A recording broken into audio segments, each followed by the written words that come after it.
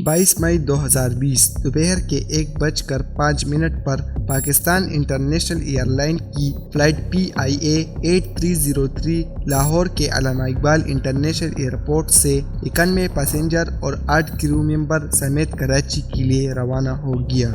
इस फ्लाइट को लैंड होना था कराची जिन्ना इंटरनेशनल एयरपोर्ट पर। इस फ्लाइट के पायलट थे कैप्टन सजाद गुल, जो कि एक स्किलफुल पायलट थे और इन्हें 18,000 फ्लाइट हॉर्स का एक्सपीरियंस था और इसके साथ थे को पायलट उस्मान आजम।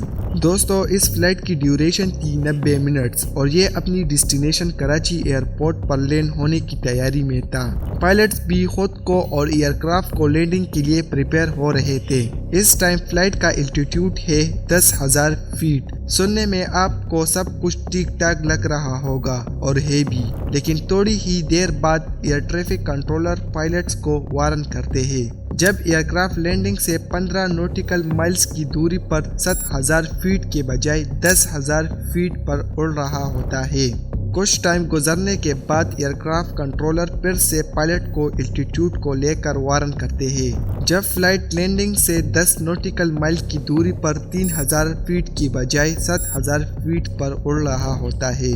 दोस्तों, इन्फोरेडी की वीडियोस में एक बार फिर से खुशामदीद।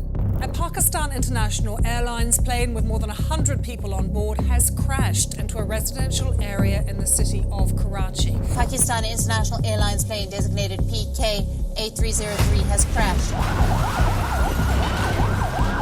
The passenger jet crashed. We'll proceeding back, sir. We have lost engines. Clear, mayday, mayday, mayday, Pakistan 8303. ये तैयारा हादसे में अब तक 84 मयतों की शनाख्त हो चुकी है। जब भी किसी एयरक्राफ्ट को रनवे पर लैंड करनी होती है तो उसे ग्लाइडिंग स्लोप को फॉलो करना होता है। ग्लाइडिंग स्लोप बेसिकली एक प्रॉपर पाथ होता है जिसे पकड़कर एयरक्राफ्ट आसानी से लैंड कर जाता है। जब एयरक्राफ्ट ग्लाइडिंग स्लोप से ऊपर होकर लैंडिंग के लिए जाता है तो ये रनवे पर आगे जाकर टच डाउन करेगा, जिसे एयरक्राफ्ट के रोकने में ठीक ठाक मुश्किलात का सामना हो सकता है। इसी तरह जब एयरक्राफ्ट लैंडिंग स्लोप से नीचे होकर लैंडिंग के लिए जाता है तो रनवे से पहले ही टच डाउन कर जाएगा। इस केस में एयरक्राफ्ट लैंडिंग स्लोप से काफ़ी ज़्यादा ऊपर होकर लैंडिंग के लिए अटेम्प्ट करता है। जब रनवे से फ्लाइट की दूरी 5 नॉटिकल माइल्स होती है तब पायलट ATC को इन्फॉर्म करते हैं कि 3500 फीट से 3,000 फीट के लिए डिसेंड करने जा रहे हैं, जबकि रनवे से 5 नॉटिकल माइल्स की दूरी पर एयरक्राफ्ट का एल्टीट्यूड 16,000 फीट होना चाहिए। दोस्तों, यहाँ एक और बड़ी प्रॉब्लम आ जाती है। इस एयरक्राफ्ट के लैंडिंग गियर ओपन नहीं हो रहे होते।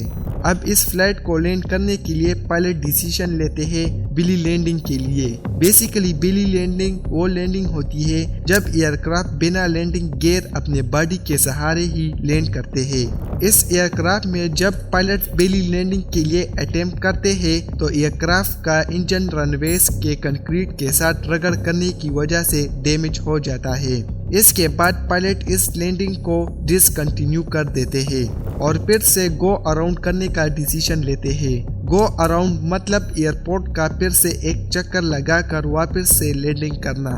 ये बात जब पायलट ATC को बताते हैं तो ATC इन्हें इन्फॉर्म करते हैं कि वो 3,000 फीट की ऊंचाई पर जाकर इन्हें रिपोर्ट करे, लेकिन इंजन डैमेज हो जाने के बाद 3,000 फीट की ऊंचाई गेन नहीं कर पाते और अब पायलट ATC से 2,000 फीट की ऊंचाई मेंटेन करने के लिए परमिशन मांगते हैं। परमिशन ATC देता भी है।